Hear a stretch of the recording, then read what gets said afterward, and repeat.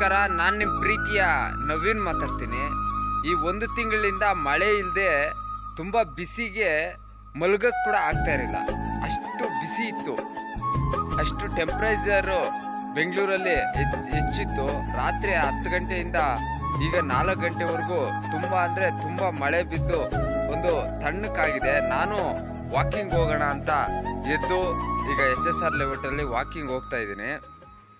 ಆದರೆ ಎಷ್ಟು ಮಳೆ ಅಂದರೆ ತುಂಬ ಮಳೆ ಬಿತ್ತು, ಒಂಥರ ನೇಚರೇ ತಣ್ಣಕ್ಕಿದೆ.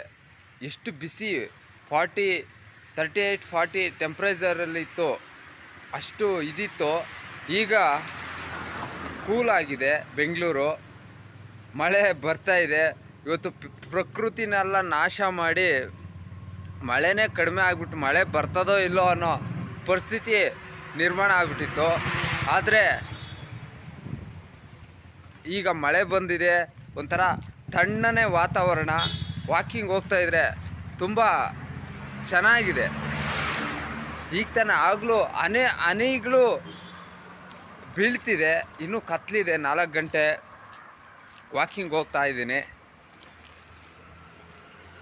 ಎಷ್ಟು ಚೆನ್ನಾಗಿ ನೇಚರ್